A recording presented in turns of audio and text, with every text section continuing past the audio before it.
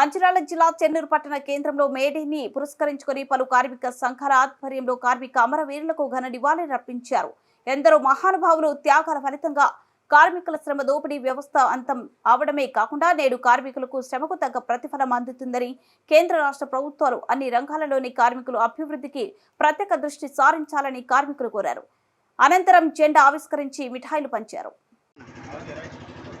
చెన్నూరు పట్టణ ప్రజలకు మరియు కార్మికులకు నాకు అభివృద్ధి నేడు మన కృష్ణాలకు వారికి నేడే శుభాకాంక్షలు తెలియజేస్తున్నాను. మేడే అంటే చాలా మంది తెలియకపోవచ్చు. మేడే ఎందుకు వచ్చింది? కార్మికుల దినోత్సవం. కార్మికుల కోసం ఎంత పోరాటం చేసిందో అది ఇక్కడ జరగలేదు.